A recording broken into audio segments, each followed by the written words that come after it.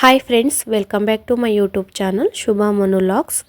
ಇವತ್ತಿನ ವಿಡಿಯೋದಲ್ಲಿ ನಾನು ಒಂದೊಳ್ಳೆ ನಾನ್ ವೆಜ್ ರೆಸಿಪಿನ ತೋರಿಸ್ತಾ ಇದ್ದೀನಿ. ಚಿಕನ್ ರೆಸಿಪಿನ ತೋರಿಸ್ತಾ ಇದ್ದೀನಿ.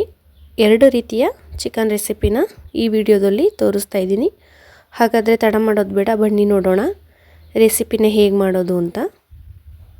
ಚಿಕನ್ ಸಾಂಬಾರ್ ಹಾಗೂ ಚಿಲ್ಲಿ ಚಿಕನ್ನ ಮಾಡ್ತಾ ಇದ್ದೀನಿ. ನಾನಿಲ್ಲಿ ಈ ರೆಸಿಪಿನ ಮಾಡೋದಕ್ಕೆ ಮೊಟ್ಟೆ ಕೋಳಿ ಅಥವಾ ಬಾಯ್ಲರ್ ಕೋಳಿನ ನಾನಿಲ್ಲಿ ತೊಗೊಂಡಿಲ್ಲ. ನಾನಿಲ್ಲಿ ತೊಗೊಂಡಿರೋದು ಪೇರೆಂಟ್ ಕೋಳಿ.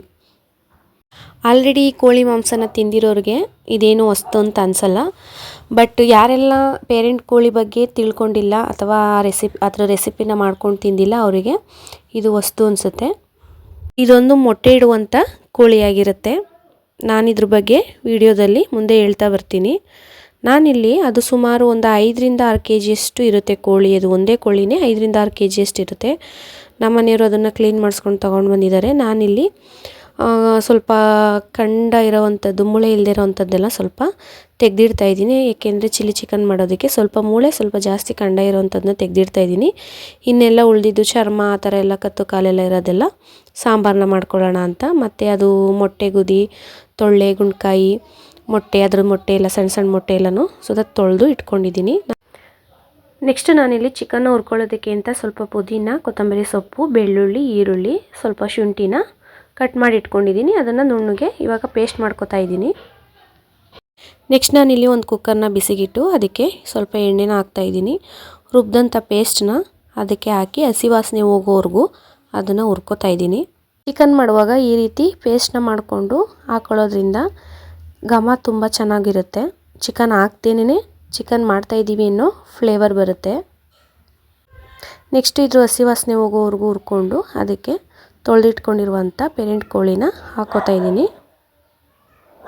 ಒಂದೇ ಕೋಳಿ 4-5 kg ಇರೋದ್ರಿಂದ ಇದರಲ್ಲಿ ಹೆವಿ ಫ್ಯಾಟ್ ಇರುತ್ತೆ, ಕೊಬ್ಬಿನಂಶ ಜಾಸ್ತಿ ಇರುತ್ತೆ. ನೋಡ್ತಾ ಇರ್ಬೋದು ನೀವಲ್ಲಿ ಅದೆಲ್ಲ ಸ್ವಲ್ಪ ಇದ್ರದ್ದು ಜಿಡ್ನಂಶ ಆಗಿರ್ತದೆ. ಪರವಾಗಿಲ್ಲ, ಯಾವಾಗಲಾದರೂ ಅಪರೂಪಕ್ಕೆ ಅಷ್ಟು ತಿಂದರೆ ಏನು ತೊಂದರೆ ಏನಿಲ್ಲ ಅಂತ ಎಲ್ಲನೂ ಹಾಕೋತಾ ಇದ್ದೀನಿ. ಅದ್ರ ಕತ್ತು ಭಾಗದಲ್ಲಷ್ಟು ಜಿಡ್ನಂಶ ಇತ್ತು. ಅದಕ್ಕೆ ಸ್ವಲ್ಪ ಅರಿಶಿಣ, ಸ್ವಲ್ಪ ಉಪ್ಪನ್ನ ಸೇರಿಸಿ ಆ ಚಿಕನ್ ನೀರು ಬಿಟ್ಕೊಂಡು ಸುಂಡೋವರೆಗೂ, ಎಣ್ಣೆ ಬಿಟ್ಕೊಳ್ಳೋವರೆಗೂ ಅದನ್ನು ಹುರ್ಕೋತಾ ಇದ್ದೀನಿ. ಈ ಪೇರೆಂಟ್ ಕೋಳಿನ ಮದರ್ ಆಫ್ ಬಾಯ್ಲರ್ ಕೋಳಿ ಅಂತಲೇ ಕರಿಬೋದು. ಏನಕ್ಕಂದರೆ ಇದ್ರ ಮೊಟ್ಟೆಯಿಂದನೇ ಬಾಯ್ಲರ್ ಕೋಳಿ ಆಗೋದು. ಹಂಗಾಗಿ ಹೆಸರಲ್ಲೇ ಇರೋದ್ರಿಂದ ಪೇರೆಂಟ್ ಅಂದರೆ ಬಾಯ್ಲರ್ ಕೋಳಿನ ಪೇರೆಂಟ್ ಆಗಿರುತ್ತೆ ಈ ಕೋಳಿ. ಈ ಕೋಳಿ ಮಾಂಸ ಏನಿರುತ್ತೆ ಮೊಟ್ಟೆ ಕೋಳಿ ಥರ ಅತಿ ಬಿಗಿನೂ ಇರಲ್ಲ, ಅಂದರೆ ಗಟ್ಟಿ ರೀತಿಯೂ ಇರಲ್ಲ. ಬಾಯ್ಲರ್ ಕೋಳಿ ಥರ ಅತಿ ಸಾಫ್ಟು ಇರಲ್ಲ. ಬೇಗ ಬೇಯಿಸಿದ ತಕ್ಷಣ ಒದ್ರೋಗೋ ರೀತಿ, ಕದ್ರೋಗೋ ರೀತಿಯೂ ಆಗಲ್ಲ. ಇದೆಷ್ಟೇ ಬೇಯಿಸಿದ್ರೂ ಅದು ಕದ್ರಕೊಳ್ಳಲ್ಲ. ಹಾಗಾಗಿ ಇದ್ರ ಮಾಂಸ ತುಂಬ ಚೆನ್ನಾಗಿರುತ್ತೆ. ನಾನಿಲ್ಲಿ ಅದಕ್ಕೆ ಸ್ವಲ್ಪ ಈರುಳ್ಳಿ ಮತ್ತು ಮನೆಯಲ್ಲೇ ಮಾಡಿರುವಂಥ ಮಟನ್ ಸಾಂಬಾರು ಪುಡಿನ ಹಾಕಿ ರುಬ್ಕೋತಾ ಇದ್ದೀನಿ. ನಾನಿಲ್ಲಿ ಚಿಕ್ಕ ಕುಕ್ಕರ್ನ ಇಟ್ಕೊಂಡಿದ್ದೆ, ಹಂಗಾಗಿ ಬೇರೆ ಕುಕ್ಕರಿಗೆ ಚಿಕನ್ನೆಲ್ಲ ಹಾಕ್ಕೊಂಡು ಅದು ನೀರು ಸುಂಡೋವರೆಗೂ ಹುರ್ಕೊಳ್ಳೋಣ ಅಂತ ಪಕ್ಕದ ಒಲೆಗೆ ಇಟ್ಕೊಂಡಿದ್ದೀನಿ. ನೆಕ್ಸ್ಟ್ ನಾನಿಲ್ಲಿ ಅದೇ ಚಿಕ್ಕ ಕುಕ್ಕರ್ಗೆ ಇನ್ನೊಂದು ಸ್ವಲ್ಪ ಎಣ್ಣೆನ ಹಾಕಿ, ಅಂದರೆ ಚಿಲ್ಲಿ ಚಿಕನ್ ಮಾಡಬೇಕಲ್ಲ, ಬಾಯ್ಲರ್ ಕೋಳಿ ಆಗಿದ್ದಿದ್ರೆ ಡೈರೆಕ್ಟ್ ಅದೇ ರೀತಿ ಎಣ್ಣೆ ಹಾಕಿ ಮಸಾಲ ಹಾಕಿ ಮಾಡ್ಬೋದಾಗಿತ್ತು. ಬಟ್ ಈ ಸ್ವಲ್ಪ ಪೇರೆಂಟ್ ಕೋಳಿ ಎಲ್ಲ ಬೇಗ ಬೇಯಲ್ಲ ಅಂತ ನಾನು ಇದನ್ನು ಸೇಮ್ ಏನು ಮಸಾಲ ಹಾಕಿ ರುಬ್ಕೊಂಡಿದ್ದೆ ಉರಿಯೋದಕ್ಕೆ ಅಂತ ಐಟಮ್ ಎಲ್ಲ ನಾಲ್ಕು ರುಬ್ಕೊಂಡಿದ್ದೆ, ಅದೇ ಮಸಾಲಾನ ಸ್ವಲ್ಪ ಎಣ್ಣೆ ಹಾಕಿ ಎತ್ತಿಟ್ಕೊಂಡಿದ್ದಂಥ ಪೀಸಸ್ನೆಲ್ಲ ಹಾಕಿ ಅರಿಶಿನ ಉಪ್ಪು ಹಾಕಿ ಸೇಮ್ ಮೆಥಡಲ್ಲಿ ಇದನ್ನು ಕೂಡ ಹಾಗೆ ಹುರ್ಕೋತಾ ಇದ್ದೀನಿ. ಬಟ್ ಇದನ್ನು ಸ್ವಲ್ಪ ಜಾಸ್ತಿ ನೀರು ಸುಂಡೋವರೆಗೂ ಬಿಡಲ್ಲ, ಸ್ವಲ್ಪ ನೀರು ಹಾಕಿ ಕೂಗಿಸ್ಕೋಬೇಕಾಗತ್ತೆ. ಹಂಗಾಗಿ ಒಂದು 4 ವಿಸಲ್ಲು ನೀರು ಹಾಕಿ ಇದನ್ನು ಕೂಗಿಸ್ಕೊತಾ ಇದ್ದೀನಿ, ಅಂದರೆ ಚಿಲ್ಲಿ ಚಿಕನ್ ಮಾಡೋದಕ್ಕೋಸ್ಕರ. ನಾನು ಪೇರೆಂಟ್ ಕೋಳಿ ಬಗ್ಗೆ ತಿಳ್ಕೊಂಡಿದ್ದ ಪ್ರಕಾರ ಇದು ಮೈಸೂರು ಮತ್ತು ಆಂಧ್ರ ಸೈಡಲ್ಲಿ ಇದ್ರ ಫಾರ್ಮ್ ಎಲ್ಲ ಜಾಸ್ತಿ ಇರುತ್ತಂತೆ. ಇದನ್ನು ಅಲ್ಲಿ ಜಾಸ್ತಿ ಸಾಗಾಣಿಕೆ ಮಾಡ್ತಾರಂತೆ. ನೆಕ್ಸ್ಟು ಮತ್ತು ಇದು ಬಾಯ್ಲರ್ ಕೋಳಿಗೋಸ್ಕರನೇ ಈ ಪೇರೆಂಟ್ ಕೋಳಿ ಅನ್ನೋದನ್ನು ಸಾಕ್ತಾರಂತೆ. ಅದು ಬಾಯ್ಲರ್ ಕೋಳಿ ಬರಬೇಕಲ್ಲ, ತೆಗಿಬೇಕಲ್ಲ ಇದ್ರ ಮೊಟ್ಟೆಯಿಂದ, ಹಾಗಾಗಿ ಪೇರೆಂಟ್ ಕೋಳಿ ಅವಶ್ಯಕತೆ ಇದ್ದೇ ಇರುತ್ತೆ. ನೆಕ್ಸ್ಟ್ ಈ ಕೋಳಿನೇನು ಅಷ್ಟೇನು ರಿಸ್ಕ್ ಇರಲ್ಲ, ಬಟ್ ಮಾಡೋ ವಿಧಾನ ಅಷ್ಟೇ ಚೇಂಜ್ ಆಗಿರುತ್ತೆ. ರಿಸ್ಕ್ ಅಂತೇನು ಅನಿಸಲ್ಲ, ಟೇಸ್ಟ್ ಕೂಡ ಚೆನ್ನಾಗಿರುತ್ತೆ. ನಾವು ಬಾಯ್ಲರ್ ಕೋಳಿ ಮತ್ತು ಮೊಟ್ಟೆ ಕೋಳಿಲಿ ಏನು ರೆಸಿಪಿಗಳನ್ನ ಮಾಡ್ಕೋತೀವಿ, ಅಡುಗೆಗಳನ್ನ ಮಾಡ್ಕೋತೀವಿ, ಅದಕ್ಕಿಂತ ಒಳ್ಳೆ ಟೇಸ್ಟ್ ಇರುತ್ತೆ. ಬಟ್ ಬೇಗ ಬೇಯಲ್ಲ ಅನ್ನೋದಂತ ಅಷ್ಟೇ. ಈ ರೀತಿ ಬೇಯಿಸ್ಕೊಂಡು ಆಮೇಲೆ ಮಾಡಿಕೊಂಡ್ರೆ ಚೆನ್ನಾಗಿರುತ್ತೆ, ಅದ್ರ ರುಚಿ ಎಲ್ಲ ಚೆನ್ನಾಗಿರುತ್ತೆ. ನಾನಿಲ್ಲಿ ಚಿಲ್ಲಿ ಚಿಕನ್ಗೆ ಸ್ವಲ್ಪ ಹುರ್ಕೊಂಡು ಅದಕ್ಕೆ ನೀರನ್ನ ಹಾಕಿ ಲಿಡ್ನ ಕ್ಲೋಸ್ ಮಾಡಿ ಒಂದು 4 ವಿಸಲ್ ಕೂಗಿಸ್ಕೊಳ್ಳೋಕ್ಕೆ ಪಕ್ಕಕ್ಕಿಟ್ಟೆ. ಅಡುಗೆ ಮಾಡ್ತಾನೆ ಜೊತೆಗೆ ಮಸಾಲ ಐಟಮ್ ಎಲ್ಲನೂ ರೆಡಿ ಮಾಡ್ಕೊತಾ ಇದ್ದೀನಿ. ಯಾಕಂದರೆ ಕರೆಂಟು ಹೊರಟೋದ್ರೆ ಕಷ್ಟ ಆಗುತ್ತೆ ಅಂತ ಇನ್ನು ಚಿಲ್ಲಿ ಚಿಕನ್ಗೆ ಬೇರೆ ಮಸಾಲ ರುಬ್ಕೋಬೇಕು, ಸಾಂಬಾರಿಗೆ ಬೇರೆ ರುಬ್ಕೋಬೇಕು ಅಂತ ಮಸಾಲ ಐಟಮ್ ಎಲ್ಲ ಇಲ್ಲಿ ತೋರಿಸ್ತಾ ಇದ್ದೀನಿ, ನೋಡ್ತಾ ಇರ್ಬೋದು ನೀವು. ನೆಕ್ಸ್ಟ್ ಇಲ್ಲಿ ಸಾಂಬಾರಿಗೆ ಅಂತ ಹುರ್ಕೋತಾ ಇದ್ದಂಥ ಚಿಕನ್ನು ನೀರೆಲ್ಲ ಬಿಟ್ಟು ನೀರೆಲ್ಲ ಕಮ್ಮಿಯಾಗಿ ಎಣ್ಣೆ ಬಿಟ್ಕೊಂಡಿದೆ. ಚಿಕನ್ನ ಚೆನ್ನಾಗಿ ಅರಿಶಿನ ಉಪ್ಪು ಹಾಕಿ ಹುರ್ಕೊಳ್ಳೋದ್ರಿಂದ ಒಳ್ಳೆಯದು, ತುಂಬ ಒಳ್ಳೆಯದು. ಅದು ಟೇಸ್ಟು ಕೂಡ ಚೆನ್ನಾಗಿರುತ್ತೆ, ಹಸಿ ವಾಸನೆ ಎಲ್ಲ ಹೋಗುತ್ತೆ ಚಿಕನ್ದು. ಹಾಗಾಗಿ ಚೆನ್ನಾಗಿ ಚಿಕನ್ನ ಹುರ್ಕೊಂಡು ಮಾಡ್ಕೊಳ್ಳೋದ್ರಿಂದ ನಮಗೆ ಸ್ಟಮಕ್ ಅಪ್ಸೆಟ್ಟು ಕೂಡ ಏನಾಗಲ್ಲ. ನೋಡ್ತಾ ಇರ್ಬೋದು ನೀವು ಇದ್ರ ಕಾಲು ಎಷ್ಟು ದಪ್ಪ ಇದೆ ಅಂತ. ಒಂದು ಕೋಳಿನೇ 4-5 kg ಮೇಲಿರುತ್ತೆ ಅಂದರೆ ಅದ್ರ ಕಾಲು ನೋಡ್ತಾ ಇರ್ಬೋದು ನೀವು ಎಷ್ಟು ದಪ್ಪ ಐತೆ ಅಂತ. ನೆಕ್ಸ್ಟ್ ನಾನಿಲ್ಲಿ ರುಬ್ಬಿಟ್ಕೊಂಡಿದ್ದಂಥ ಖಾರ ಮತ್ತು ಈರುಳ್ಳಿನ ಹಾಕೋತಾ ಇದ್ದೀನಿ. ಅದನ್ನು ಹಾಕ್ಕೊಂಡು ಅದ್ರದ್ದು ಕನ್ಸಿಸ್ಟೆನ್ಸಿ ನೋಡಿಕೊಂಡು ನೀರನ್ನು ಕೂಡ ಹಾಕಿ ಇದನ್ನು ಒಂದು 4-5 ವಿಸಲ್ನ ಕೂಗಿಸ್ಕೊತಾ ಇದ್ದೀನಿ. ಮನೆಯಲ್ಲೇ ಬೇಳೆ ಸಾಂಬಾರು ಪುಡಿ ಅಥವಾ ಮಟನ್ ಸಾಂಬಾರು ಪುಡಿನ ಮಾಡ್ಕೊಳ್ಳೋದ್ರಿಂದ ಎಷ್ಟು ಚೆನ್ನಾಗಿರುತ್ತೆ ಅಂದರೆ ಕಲರ್ ಕೂಡ ಅಷ್ಟೇ ಚೆನ್ನಾಗಿರುತ್ತೆ, ಟೇಸ್ಟ್ ಕೂಡ ಅಷ್ಟೇ ಚೆನ್ನಾಗಿರುತ್ತೆ. ನಾವು ಒಂದ್ಸಲ ಪುಡಿನ ಮಾಡಿಟ್ಕೊಂಡ್ರೆ 1 ವರ್ಷ ಆಗೋವರೆಗೂ ಅದನ್ನು ಮಾಡಿಟ್ಕೋತೀವಿ, ಏನೂ ಹಾಳಾಗಲ್ಲ, ಪುಡಿ ಚೆನ್ನಾಗಿರುತ್ತೆ. ಅದೇ ಟೇಸ್ಟು ಫಸ್ಟೇ ಏನು ಮಾಡಿರ್ತೀವಿ ಟೇಸ್ಟು ಅದೇ ಟೇಸ್ಟು ಕೊನೆವರೆಗೂ ಖಾಲಿ ಆಗೋವರೆಗೂ ಅದೇ ಟೇಸ್ಟ್ ಇರುತ್ತೆ. ನೆಕ್ಸ್ಟ್ ನಾನಿಲ್ಲಿ ಅಲ್ಲಿ ತೋರಿಸಿದಂಥ ಮಸಾಲ ಐಟಮ್ ಎಲ್ಲ ಅಂದರೆ ಕಾಯಿ, ಕೊತ್ತಂಬರಿ ಸೊಪ್ಪು, ಶುಂಠಿ, ಮನೇಲೆ ಮಾಡಿದಂಥ ಗರಂ ಮಸಾಲ ಪೌಡರು, ಬೆಳ್ಳುಳ್ಳಿ ಇದನ್ನೆಲ್ಲ ಹಾಕಿ ನುಣ್ಣಗೆ ಪೇಸ್ಟ್ ಮಾಡ್ಕೊಂಡಿದ್ದೀನಿ. ನೆಕ್ಸ್ಟ್ ನಾನಿಲ್ಲಿ 4-5 ವಿಸಲ್ ಕೂಗಿಸ್ಕೊಂಡ ನಂತರ ನೆಕ್ಸ್ಟ್ ಇದಕ್ಕೆ ರುಬ್ಕೊಂಡಂಥ ಮಸಾಲೆನ ಆ್ಯಡ್ ಮಾಡಬೇಕಾಗತ್ತೆ. ನೋಡ್ತಾ ಇರ್ಬೋದು ನೀವು ಯಾವ ರೀತಿ ಎಣ್ಣೆ ಬಿಟ್ಕೊಂಡು ಚಿಕನ್ ಎಲ್ಲ ಬೆಂದಿದೆ ಅಂತ. ಅದು ಸಾಂಬಾರು ಪುಡಿ ನೀರಲ್ಲೇ ಬೆಂದಿರೋದು ಇದೆಲ್ಲ. ನೋಡ್ತಾ ಇರ್ಬೋದು ನೀವು ಚಿಕನ್ ಎಲ್ಲ ಚೆನ್ನಾಗಿ ಬೆಂದಿದೆ. 4-5 ವಿಸಲ್ ಕೂಗಿಸಿದ್ರೂ ಏನೂ ಒದ್ರೋಗಿಲ್ಲ, ಕದ್ರೋಗಿಲ್ಲ ಅದು.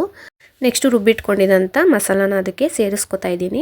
ಅತಿ ಜಾಸ್ತಿ ನೀರೇನು ಹಾಕೋಕೆ ಹೋಗ್ತಾ ಇಲ್ಲ, ಯಾಕೆಂದರೆ ಆಲ್ರೆಡಿ ನೀರು ಹಾಕಿ ಕೂಗಿಸ್ಕೊಂಡಿರೋ ಕಾರಣ ಎಷ್ಟು ಮಸಾಲೆಗೆ ಎಷ್ಟು ತಿಕ್ನೆಸ್ಗೆ ಎಷ್ಟು ಬೇಕೋ ಅಷ್ಟು ನೀರನ್ನು ಹಾಕ್ಕೊಂಡು ಬೇಯಿಸ್ಕೊತಾ ಇದ್ದೀನಿ. ಇದನ್ನು ಒಂದು 1/4 ಗಂಟೆ, ಒಂದು 20 ನಿಮಿಷ ಹಸಿ ವಾಸನೆ, ಮಸಾಲೆದು ಹಸಿ ವಾಸನೆ ಹೋಗೋವರೆಗೂ ಬೇಯಿಸ್ಕೊತಾ ಇದ್ದೀನಿ. ಇದು ನಮ್ಮ ಮನೆಯವ್ರ ಫೇವ್ರೇಟು ಮೊಟ್ಟೆಗುದ್ದಿ. ಅದ್ರದ್ದು ಮೊಟ್ಟೆ ಬರುವಂಥ ಭಾಗ ಅದು ಮೊಟ್ಟೆಗುದ್ದಿ ಅಂತ ನಾವು ಕರಿತೀವಿ.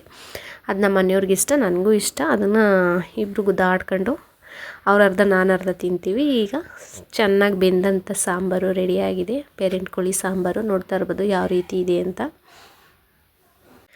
ಈ ಸಾಂಬಾರು ಸ್ವಲ್ಪ ಮಟನ್ ಸಾಂಬಾರು, ಚಿಕನ್ ಸಾಂಬಾರು ಎರಡೂ ಮಿಕ್ಸ್ ಇರುತ್ತೆ, ಮಿಕ್ಸ್ ಫ್ಲೇವರ್ ಕೊಡುತ್ತೆ ನಮಗೆ. ನೋಡ್ತಾ ಇರ್ಬೋದು ಎಷ್ಟು ಚೆನ್ನಾಗಿ ಕಾಣಿಸ್ತೈತೆ, ಪೀಸಸ್ ಎಲ್ಲ ಎಷ್ಟು ಚೆನ್ನಾಗಿ ಬೆಂದಿದೆ. ನೋಡ್ತಾ ಇದ್ದಂಗೆ ಗೊತ್ತಾಗುತ್ತೆ ನಿಮಗೆ. ನೆಕ್ಸ್ಟ್ ನಾನಿಲ್ಲಿ ಚಿಲ್ಲಿ ಚಿಕನ್ಗೆ ಅಂತ ಎಲ್ಲ ಹಚ್ಚಿಟ್ಕೊಂಡಿದ್ದೀನಿ. ಈರುಳ್ಳಿ, ಟೊಮೊಟೊ, ದಪ್ಪಮೆಣ್ಸಿನ್ಕಾಯಿ, ಹಸಿರು ಮೆಣಸಿನ್ಕಾಯಿ ಮತ್ತು ಮಸಾಲ ರುಬ್ಕೊಳ್ಳೋದಕ್ಕೆ ಹಸಿರು ಮೆಣಸಿನ್ಕಾಯಿ, ಬೆಳ್ಳುಳ್ಳಿ, ಶುಂಠಿ, ಕೊತ್ತಂಬರಿ ಸೊಪ್ಪು ಇಷ್ಟನ್ನು ಪೇಸ್ಟ್ ಮಾಡ್ಕೊತಾ ಇದ್ದೀನಿ. ಇನ್ನೊಂದಷ್ಟು ಹಚ್ಚಿಟ್ಕೊಂಡಿದ್ದೆಲ್ಲ ಒಗ್ಗರಣೆಗೆ. ನೆಕ್ಸ್ಟ್ ನಾನಿಲ್ಲಿ ಒಂದು ಪಾತ್ರೆ ಇಟ್ಕೊಂಡು ಅದಕ್ಕೆ ಎಣ್ಣೆ ಹಾಕಿ ಕರಿಬೇವಿನ ಸೊಪ್ಪು, ಹಸಿರು ಮೆಣಸಿನ್ಕಾಯಿ ಅಂದರೆ ಹಚ್ಚಿಟ್ಕೊಂಡಿದ್ದಂಥ ಎಲ್ಲ ಐಟಮ್ನು ಕೂಡ ಹಾಕಿ ಹುರ್ಕೋತಾ ಇದ್ದೀನಿ. ನಾನು ಮೊದಲೆಲ್ಲ ಟೊಮೆಟೊ, ದಪ್ಪಮೆಣ್ಸಿನ್ಕಾಯಿ ಇಷ್ಟೆಲ್ಲ ಹಾಕಿ, ಅಂದರೆ ಟೊಮೆಟೊ ಪೇಸ್ಟ್ ಒಂದು ಹಾಕೋತಿದ್ದೆ ಅಷ್ಟೇ. ಸಾಸೆಲ್ಲ ಯೂಸ್ ಮಾಡಿ ಚಿಲ್ಲಿ ಚಿಕನ್ ಮಾಡ್ತಿಲ್ಲ. ಈ ಸಲ ಸಾಸೆಲ್ಲ ಹಾಕಿ ಚಿಲ್ಲಿ ಚಿಕನ್ನ ಮಾಡೋಣ, ಯಾವ ರೀತಿ ಬರುತ್ತೆ ಟೇಸ್ಟು ಅಂತ ಟ್ರೈ ಮಾಡ್ತಾಯಿದ್ದೀನಿ. ನೋಡೋಣ ಯಾವ ರೀತಿ ಆಗುತ್ತೆ ಅಂತ. ಮುಂಚೆನೇ ನಾವು ಕುಕ್ಕರಲ್ಲಿ ಕೂಗಿಸ್ಕೋಬೇಕಾದ್ರೆ ಸ್ವಲ್ಪ ಮಸಾಲ ಐಟಮ್ ಎಲ್ಲ ಹಾಕಿ ಹುರ್ಕೊಂಡು ಕೂಗಿಸ್ಕೊಂಡಿದ್ದೀವಿ. ಅದು 4 ವಿಸಲ್ ಕೂಗಿಸ್ಕೊಂಡ ನಂತರ ಅದನ್ನು ನೀರಿಂದ ಚಿಕನ್ನ ಸಪ್ರೇಟ್ ಮಾಡಬೇಕಾಗತ್ತೆ, ಅಂದರೆ ಸೋದಿಸ್ಕೋಬೇಕಾಗತ್ತೆ ಆ ನೀರಿಂದ. ಏನು ಹಚ್ಚಿಟ್ಕೊಂಡಿದ್ದಂಥ ಐಟಮ್ ಎಲ್ಲ ಹಾಕಿ ಒಗ್ಗರಣೆ ಮಾಡ್ಕೊಂಡ ನಂತರ ನೆಕ್ಸ್ಟ್ ನಾನಿಲ್ಲಿ ಸೋದಿಸ್ಕೊಂಡಂಥ ಚಿಕನ್ನ ಹಾಕಿ ಇದನ್ನು ಕೂಡ ಹುರ್ಕೋತಾ ಇದ್ದೀನಿ. ಇದು ಮಸಾಲ ಹುರಿದಂಥ ಐಟಮ್ಗೆ ಸ್ವಲ್ಪ ಚಿಕನ್ನೆಲ್ಲ ಹಿಡಿಯೋ ರೀತಿ, ಟೊಮೊಟೊ ಈರುಳ್ಳಿಗೆಲ್ಲ ಅಡ್ಜಸ್ಟ್ ಆಗೋ ರೀತಿ ನೀಟಾಗಿ ಸ್ವಲ್ಪ ಒಂದು 5 ನಿಮಿಷ ಹುರಿತಾ ಇದ್ದೀನಿ. ಇದನ್ನು ಹುರಿದ ನಂತರ ಮಸಾಲ ರುಬ್ಕೊಳ್ಳೋಕ್ಕೆ ಅಂತ ತೆಗ್ದಿಟ್ಟಿದ್ನಲ್ಲ ಹಸಿರು ಮೆಣಸಿನ್ಕಾಯಿ, ಶುಂಠಿ, ಕೊತ್ತಂಬರಿ ಸೊಪ್ಪು ಇದನ್ನೆಲ್ಲ ಹಾಕಿ ರುಬ್ಕೊಂಡಿದ್ನಲ್ಲ ಅದನ್ನು ಇದಕ್ಕೆ ಸೇರಿಸ್ಕೊತಾ ಇದ್ದೀನಿ. ಇದನ್ನು ಸೇರಿಸಿ ಸ್ವಲ್ಪ ಒಂದು 5-10 ನಿಮಿಷ ಇದರಲ್ಲೂ ಕೂಡ ಸ್ವಲ್ಪ ಚೆನ್ನಾಗಿ ರೋಸ್ಟ್ ಮಾಡ್ತಾ ಇದ್ದೀನಿ. ನಾನು ನೋಡ್ತಾ ಇರ್ಬೋದು ನೀವಿಲ್ಲಿ. ಫಸ್ಟ್ ಟೈಮ್ ಪೇರೆಂಟ್ ಕೋಳಿನ ಮಾಡಬೇಕಾದ್ರೆ ಅದರದ್ದು ಅಡುಗೆ ಪ್ರಿಪೇರ್ ಮಾಡಬೇಕಾದ್ರೆ ನಾನು ಸಾಂಬಾರು ಮತ್ತು ಚಾಪ್ಸ್ ಮಾಡಿದೆ. ಆ ಚಾಪ್ಸ್ ಡ್ರೈ ಚಾಪ್ಸ್ ಥರ ಮಾಡಿದೆ, ಜಾಸ್ತಿ ಏನು ಮಸಾಲೆ ಮಾಡಿರಲಿಲ್ಲ. ಸೇಮ್ ಇದೇ ರೀತಿ, ಬಟ್ ಮಸಾಲೆ ಐಟಮ್ ಎಲ್ಲ ಹಾಕಿದೆ. ಅದು ಎಷ್ಟು ಚೆನ್ನಾಗಿತ್ತು ಅಂದರೆ ತಿಂತಾಯಿದ್ರೆ ಸ್ವಲ್ಪ ಒಂಥರ ಗೋಬಿ ತಿನ್ನೋ ರೀತಿ ಫ್ಲೇವರ್ ಬರ್ತಿತ್ತು. ಹಾಗಾಗಿ ಆವಾಗಲೇ ಒಂದು 3-4 ಸಲ ತಂದು ಮಾಡಿದ್ದೀವಿ. ಬಟ್ ಏಕೆಂದರೆ ಜಾಸ್ತಿ ತರಲ್ಲ ಇದನ್ನು, ಅಂದರೆ ಜಾಸ್ತಿ ಕ್ವಾಂಟಿಟಿ ಜಾಸ್ತಿ ಇರುತ್ತೆ, ಹಾಗಾಗಿ ಜಾಸ್ತಿ ತರಕ್ಕೆ ಹೋಗಲ್ಲ. ನೆಕ್ಸ್ಟ್ ನಾನಿಲ್ಲಿ ಸ್ವಲ್ಪ ಉಪ್ಪು ಎಲ್ಲ ಹಾಕಿ ಹುರ್ಕೊಂಡು ಒಂದು 5 ನಿಮಿಷ ಮುಚ್ಚಿಟ್ಟು ಬೇಯಿಸಿದ ನಂತರ ಇದಕ್ಕೆ ದಪ್ಪಮೆಣ್ಸಿನ್ಕಾಯಿನ ಆ್ಯಡ್ ಮಾಡ್ಕೊತಾ ಇದ್ದೀನಿ. ಒಂದೇ ಕೋಳಿ 5ರಿಂದ 6 kg ಇರುತ್ತೆ. ಮತ್ತು ಕೋಳಿ ಅಂಗಡಿಗಳಲ್ಲಿ ಈ ಕೋಳಿ ಸಿಗೋದು ಅಪರೂಪ. ನಾವೇನಾದರೂ ಫೋನ್ ಮಾಡಿ ತರಿಸ್ಕೊಡಿ ಅಂತ ಅಂದರೆ ಅವ್ರಿಗೆ ಲೋಡ್ ಬಂದಾಗ ನಮಗೆ 1 ಕೋಳಿ 2 ಕೋಳಿ ತರಿಸಿಟ್ಕೊಂಡಿರ್ತಾರೆ, ಕೊಡ್ತಾರೆ. ಯಾವಾಗಲೂ ಕೋಳಿ ಅಂಗಡಿಗಳಲ್ಲಿ ಈ ಕೋಳಿ ಸಿಗಲ್ಲ. ಹಾಗಾಗಿ ಅಪರೂಪಕ್ಕೆ ತಿನ್ನಬೇಕು ಅನಿಸ್ದಾಗ ಫೋನ್ ಮಾಡಿ ಹೇಳಿ ತರಿಸ್ಕೊಂಡು ಮಾಡ್ಕೊಂಡು ತಿಂತೀವಿ. ನೆಕ್ಸ್ಟ್ ನಾನು ಇದಕ್ಕೆ ಗ್ರೀನ್ ಚಿಲ್ಲಿ ಮತ್ತು ರೆಡ್ ಚಿಲ್ಲಿ ಸಾಸು ಮತ್ತು ಸೋಯಾ ಸಾಸು ಮತ್ತು ನಿಂಬೆಹಣ್ಣು ಕಟ್ ಮಾಡಿ ಹಾಕೋತಾ ಇದ್ದೀನಿ. ಚಿಕನ್ನ ಕನ್ಸಿಸ್ಟೆನ್ಸಿ ನೋಡ್ಕೊಳ್ಳಿ, ಕಲರ್ ನೋಡ್ಕೊಳ್ಳಿ. ನಿಮಗೆ ಸ್ವಲ್ಪ ಸೋಯಾ ಸಾಸ್ ಬೇಕು ಜಾಸ್ತಿ ಅಂದರೆ ಇನ್ನೊಂದು ಸ್ವಲ್ಪ ಹಾಕ್ಕೊಳ್ಳಿ. ಸ್ವಲ್ಪ ಖಾರ ಬೇಕು ಅಂದರೆ ಗ್ರೀನ್ ಚಿಲ್ಲಿ ರೆಡ್ ಚಿಲ್ಲಿ ಸಾಸನ್ನ ಹಾಕ್ಕೊಂಡು ನಿಮ್ಗೆ ಎಷ್ಟು ಹದ ಬೇಕು ಅಷ್ಟು ಹಾಕ್ಕೊಂಡು ನೀವು ಮಾಡ್ಕೊಳ್ಳಿ. ನಾನಿಲ್ಲಿ ಸ್ವಲ್ಪ ಹಾಕಿ ತೋರಿಸ್ದೆ, ಮತ್ತು ಇನ್ನೂ ಸ್ವಲ್ಪ ಬೇಕು ಅಂತ ಅನ್ನಿಸ್ತು, ಹಾಗಾಗಿ ನಾನು ಇನ್ನೊಂದು ಸ್ವಲ್ಪನೂ ಆ್ಯಡ್ ಮಾಡಿಕೊಂಡೆ. ನೆಕ್ಸ್ಟ್ ನಾನಿಲ್ಲಿ ಒಂದು 2ರಿಂದ 3 ಟೇಬಲ್ ಸ್ಪೂನಷ್ಟು ಕಾರ್ನ್ಫ್ಲೋರ್ನ ಕಲಸಿ ನೀರಿಗೆ ಹಾಕಿ ಕಲಿಸ್ಬಿಟ್ಟು ಅದನ್ನು ಹಾಕೋತಾ ಇದ್ದೀನಿ. ಸ್ವಲ್ಪ ತಿಕ್ನೆಸ್ ಬೇಕಲ್ವ, ಹಾಗಾಗಿ ಚಿಲ್ಲಿ ಚಿಕನ್ಗೆ ನಾನು ಅದನ್ನು ಕಾರ್ನ್ಫ್ಲೋರ್ನ ಹಾಕೋತಾ ಇದ್ದೀನಿ. ನೋಡ್ತಾ ಇರ್ಬೋದು, ಅದನ್ನು ಹಾಕಿ ನೀಟಾಗಿ ಬಿಡಬಾರ್ದು, ಬೇಗನೆ ತಿರುಗಿಸ್ಬೇಕು. ಏನಕ್ಕೆ ಅಂದರೆ ಸ್ವಲ್ಪ ಅಂಟು ರೀತಿ ತಳ ಹಿಡಿಯೋದು ಜಾಸ್ತಿ ಬೇಗ ಆಗುತ್ತೆ. ಹಾಗಾಗಿ ನಾನು ಸ್ವಲ್ಪ ಈಗ extra soya sauce chilli sauce ಎಲ್ಲ ಹಾಕ್ಕೊಂಡೆ, ಹಾಗಾಗಿ ಚೆನ್ನಾಗಿ ಕಲರ್ ಬಂದಿದೆ. ನನಗೆ ಈ ಥರ ಕಲರು ಬೇಕಿತ್ತು, ಹಾಗಾಗಿ ಸ್ವಲ್ಪ ಸೋಯಾ ಸಾಸ್ನ ಒಂಚೂರು ಜಾಸ್ತಿನೇ ಹಾಕ್ಕೊಂಡೆ. ನೋಡ್ತಾ ಇರ್ಬೋದು ಎಷ್ಟು ಚೆನ್ನಾಗಿ ಕಾಣಿಸ್ತಾ ಇದೆ ಕಲರ್ಫುಲ್ಲಾಗಿ ಅಂತ. ನಾನು ಒಂದಿನೂ ಟ್ರೈ ಮಾಡಿರಲಿಲ್ಲ, ಒಂದು ಸಲ ಮಾಡೋಣ ಸಾಸ್ ಯೂಸ್ ಮಾಡಿ ಅಂದ್ಬಿಟ್ಟು. ಅಂದರೆ ನಾರ್ಮಲಾಗಿ ಮನೇಲಿ ಪೇಸ್ಟ್ ಮಾಡ್ಕೊತಿದ್ದೆ ನ್ಯಾಚುರಲಾಗೆ, ಸಾಸ್ ಯಾವತ್ತೂ ಯೂಸ್ ಮಾಡಿರಲಿಲ್ಲ. ನೋಡೋಣ ಒಂದು ಸಲ ಟ್ರೈ ಮಾಡೋಣ ಅಂದ್ಬಿಟ್ಟು ಮಾಡಿದೆ. ಎಷ್ಟು ಚೆನ್ನಾಗಿ ಬಂದಿದೆ ನೋಡಿ. ಸಾಂಬಾರು ಮತ್ತು ಚಿಲ್ಲಿ ಚಿಕನ್ ಟೇಸ್ಟ್ ಅಂತೂ ಅಮೇಝಿಂಗ್ ಆಗಿತ್ತು. ನೀವು ಕೂಡ ಒಂದ್ಸಲ ಟ್ರೈ ಮಾಡಿ ನೋಡಿ. ವಿಡಿಯೋ ಇಷ್ಟ ಆದರೆ ಪ್ಲೀಸ್ ಒಂದು ಲೈಕ್ ಮಾಡಿ, ಚಾನಲ್ನ ಸಬ್ಸ್ಕ್ರೈಬ್ ಮಾಡಿ.